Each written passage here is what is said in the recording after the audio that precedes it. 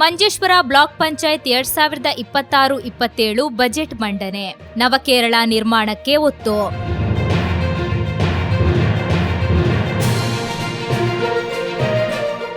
ಸಮಗ್ರ ಹಾಗೂ ಸರ್ವತೋಮುಖ ಅಭಿವೃದ್ಧಿಯ ಮೂಲಕ ನವಕೇರಳ ನಿರ್ಮಾಣದ ಆಶಯದೊಂದಿಗೆ ಮಂಜೇಶ್ವರ ಬ್ಲಾಕ್ ಪಂಚಾಯತಿನ 2026-27 ಸಾಲಿನ ಬಜೆಟ್ ಮಂಡಿಸಲಾಯಿತು. ಬ್ಲಾಕ್ ಪಂಚಾಯತ್ ಅಧ್ಯಕ್ಷ ಸೈಫುಲ್ಲಾ ತಂಗಳ್ ಅವರ ಅಧ್ಯಕ್ಷತೆಯಲ್ಲಿ ನಡೆದ ಸಭೆಯಲ್ಲಿ ಉಪಾಧ್ಯಕ್ಷೆ ಕಮಲಾಕ್ಷಿ ಅವರು ಬಜೆಟ್ ಅನ್ನು ಮಂಡಿಸಿದರು.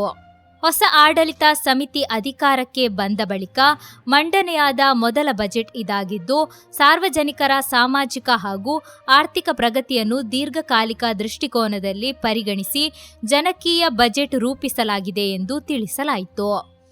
2026-27 ಸಾಲಿನ ಒಟ್ಟು 19,65,58,000 ಆದಾಯ ಹಾಗೂ 19,46,35,000 ವೆಚ್ಚವನ್ನು ಅಂದಾಜಿಸಲಾಗಿದೆ.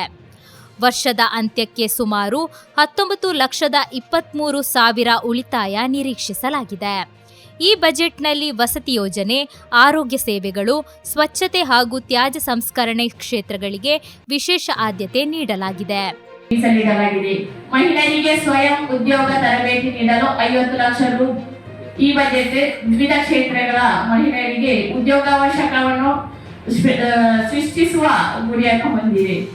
ಪ್ರತಿಯೊಂದು ಕ್ಷೇತ್ರವನ್ನು ಸೂಕ್ಷ್ಮವಾಗಿ ವಿಶ್ಲೇಷಿಸಿ ಜನಸಾಮಾನ್ಯರ ಮೂಲಭೂತ ಸೌಕರ್ಯಗಳನ್ನು ಮೇಲ್ದರ್ಜೆಗೇರಿಸುವ ಗುರಿ ಹೊಂದಲಾಗಿದೆ ಎಂದು ಆಡಳಿತ ಮಂಡಳಿ ತಿಳಿಸಿದೆ.